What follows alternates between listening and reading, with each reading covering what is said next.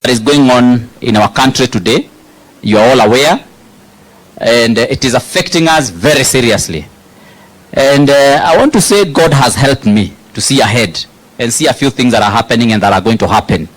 Someone told me today in the morning, naguana gikuyu, ndojerire muthikiro kwa njira, kagucia thina uria ukumuringa Mount Kenya, ni hindi urekira thogithi. Now, why am I saying this? Yesterday, you saw what happened. I was personally in Limuru with the Deputy President, Rigathi, the People's Deputy President. I had accompanied him to the funeral. Very peaceful, solemn moment. And as the program was going on, young people who had been hired and were brought in between the session when the program was going on, they came and were at one corner, and at some point you saw in the social media they stormed in. And what surprised me is something, Governor, that has not been seen again in this country. Even when leaders have gone to the road to demonstrate, we have never seen personal attacks on them. Sometimes you can scare them, you can disrupt, but what I saw yesterday was a very serious attack on Rigathi himself as a person and his motorcade. And that really was a very bad thing. His cars were destroyed. My car was also destroyed. In fact, today I have used an Uber to come here. That's a fact. I can't use my car now maybe for the next couple of weeks because now it has to go to garage and I have to wait maybe for insurance and all that. This morning I asked them, am I insured for political risk? They told me what you experienced yesterday was not political risk. Now, you know, they keep changing terms. They told me that is violence and terrorism.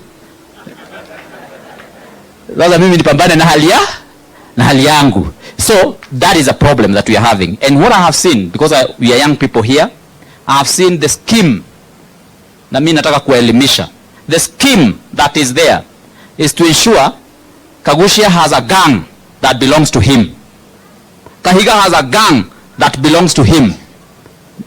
And then when Kagushia comes, when Kahiga comes to Mukurweini, Kagushia is ready with his gang to attack. When Kagushia comes to Nyeri town, Kahiga is also ready with his gang. And that has been scripted and finalized.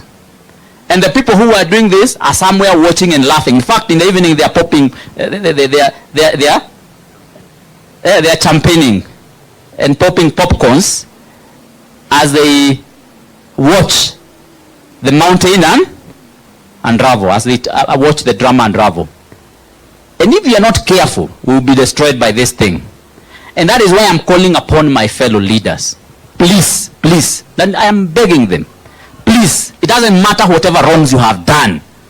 But let us see the light. Let us see what is happening. And let us stop this. Let us stop this. What we need to do with the young people is this kind of forum, is empowerment of this nature.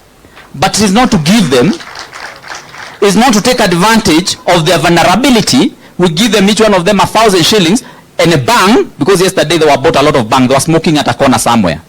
And you wonder where police was. And you wonder why they allowed all this to happen. So we must ensure that we stop this. Now, towards the young people, let us also desist from accepting to take that. We said as young people, we are focusing and refocusing this country. When you talked as Gen Zs, me I got converted. Now I'm a new creature. And I vowed I will always listen to what young people are saying. And you will see, you have not seen.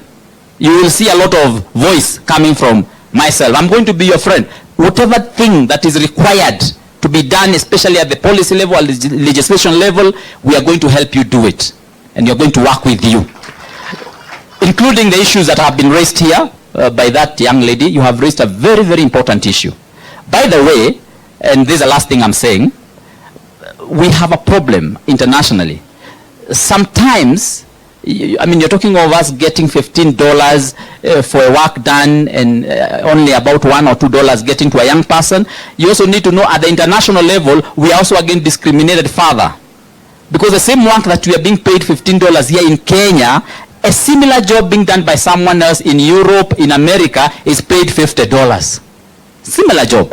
When it comes to Africa, it is paid $15. So these are some of the policies that sincerely we must look at and engage our minds in and see how we compete at that level. We're not only going to look at those things, also the people who are also going to work outside. You find someone going to work in Qatar, they are paid 30,000, 40,000, 50,000, but you go to the same country or any other country, you find that a person working from a different country, the same job, is getting 100,000. So these are some of the things that we must address at that level of legislation and diplomacy and all that. Otherwise, I want to tell you that all what we need is courage to ensure that we get what we want.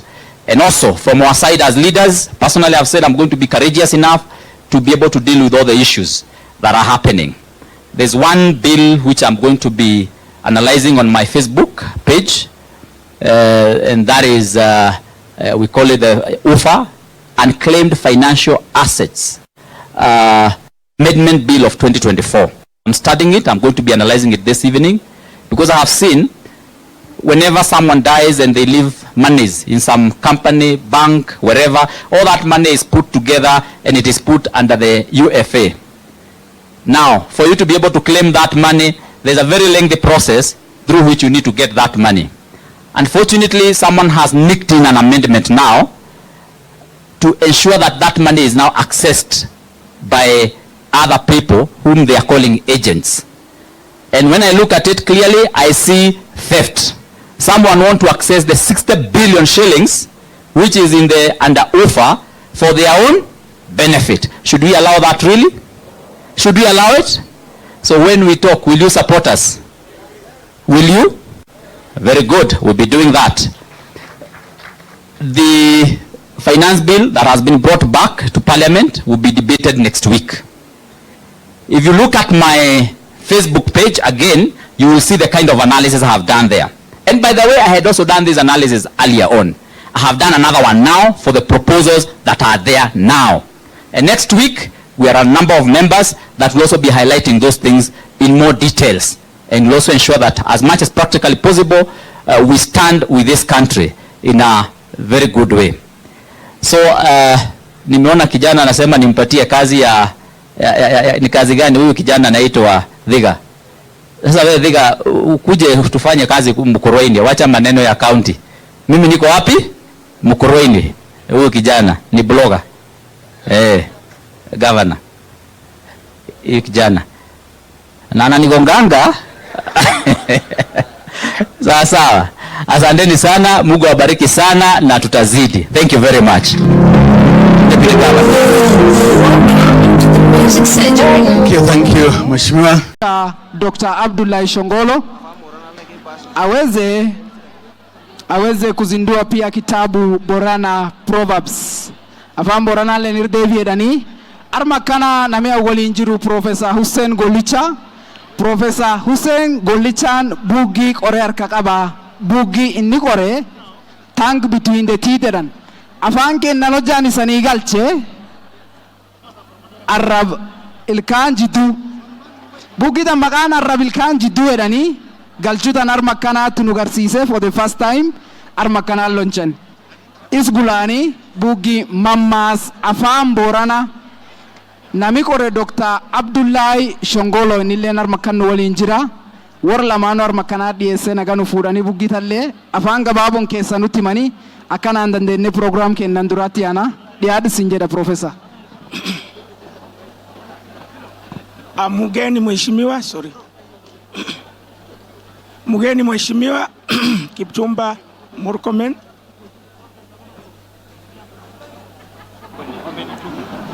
Na wenzetu ambao wako hapa siku ya leo. Pole, sauti yangu kidogo inashika. 1 2 microphone kindly, watu wa sound.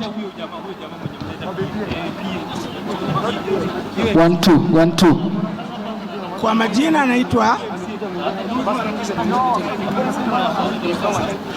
majina naitwa Hussein Golicha of the great Nonitu clan.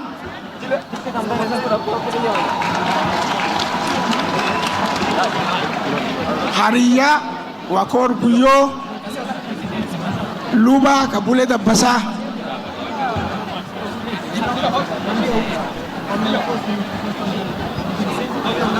I work presently at Masinde Muliro University of Science and Technology.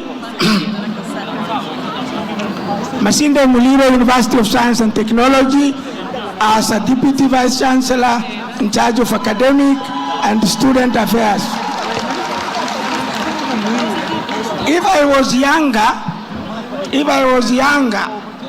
I would have told you my story in a poem form, and it goes like this. Machiwa Kora, Nonitu Dina, Abama Dina, Orabes Boke, Fulata Kat,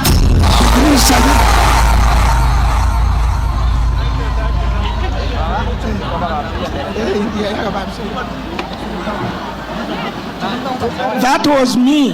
Now about the book.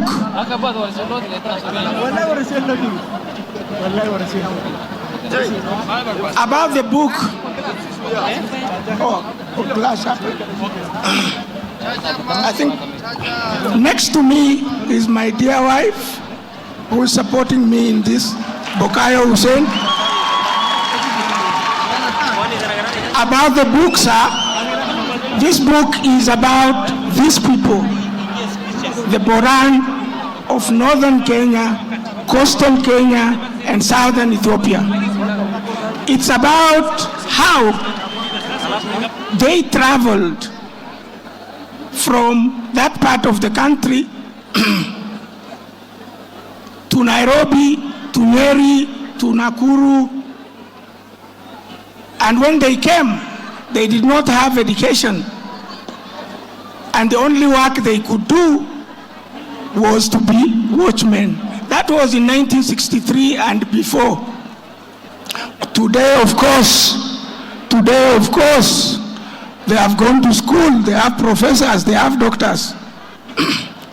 The book tells us about Halkano, a traditionalist from Dubgoba village of Saku, Marsabit.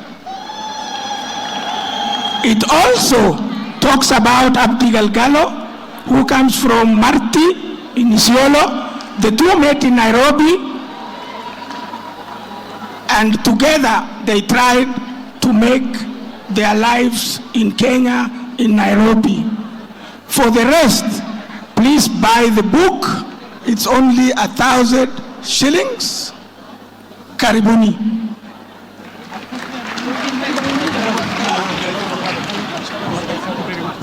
Asante sana Profesa. Namwalika pia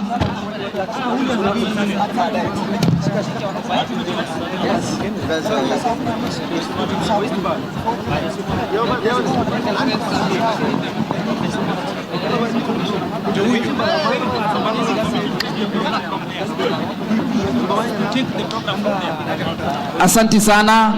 Nimeweza kujulishwa pia, nimeweza kusimamisha book launch kidogo kwa minajili ya time, kwa minajili ya muda. Sasa hivi namwalika BPA official and BPA chairman aweze kualika viongozi wetu tusikie yale mazuri ambayo wametuletea hapa, na kwa hivyo nitamwalika BPA chairman aweze kualika wageni wetu. Asante sana. Asante sana Bwana MC. Asante sana kwa hiyo matumbuizo.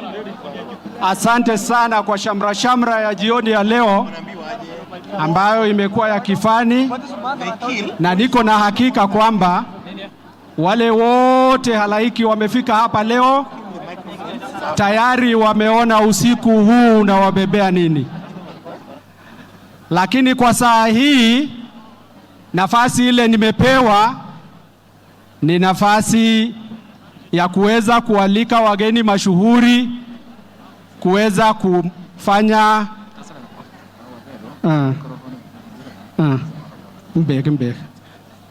kufanya speeches yao. Tuko na wageni mashuhuri wengi ambao muliwahi kuelezwa, wageni katika serikali kuu, wageni katika serikali ya ugatuzi kutoka Marsabit, Isiolo, Tana River na hata sehemu zingine za nchi letu tukufu la Kenya. Warke ndi yoya, amale yoya, ama wageni edu, kesumma edu, am safari faqabd, tawakati le halkan deemu jirani.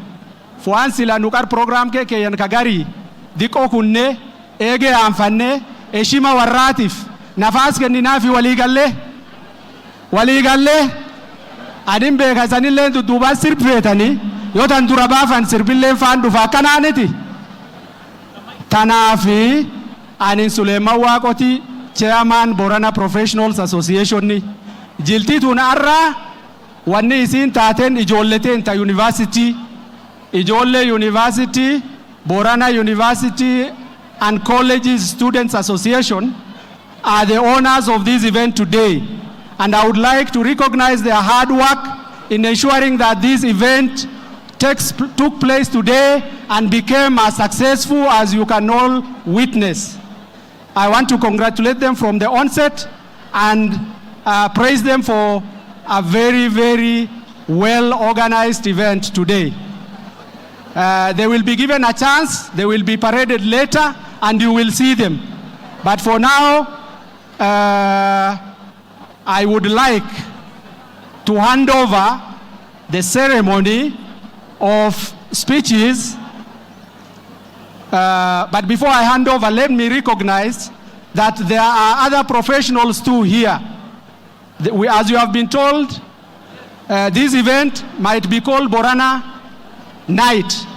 But from those counties that I mentioned, we have several communities, including our brothers Gabra, our brothers Burji, our brothers Garri, our brothers Konso, we have Turendiles, we have Turkanas, and they are all here. The whole of those communities are here. This can effectively be called Counties Cohesion Night, Northern Kenya's Counties Cohesion Night. And I would like to express special recognition to the chairman and the secretary general of Gabra Professionals Association who are in the house, and I would like them to wake up and wave to this gathering. My brother Adele Tura Halake and my brother Molu. You can see them over there. Thank you very much, my brothers. If you have time, I know brother Adele told me he's traveling later today. If you have a bit of patience, I will accord you some time to greet this gathering. Now, I would like to invite to the Canon Honorable Naomi Jilo Wako to the podium on the high table to invite our guests to make speeches. Thank you very much. Orabula Debana.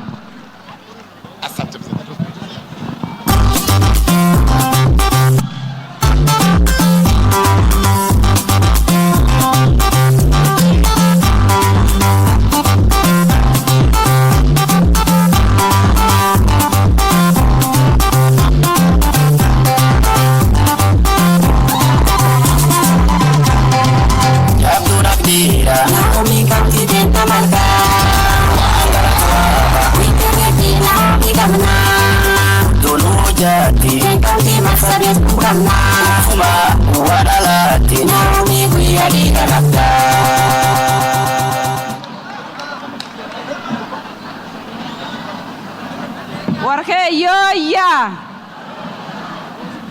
makanam gammachun kamne jirtan guyyan guyya gammadati warke yoya jaruwa yoya ijolle khayma yoya wardira yoya ijolle didiko yoya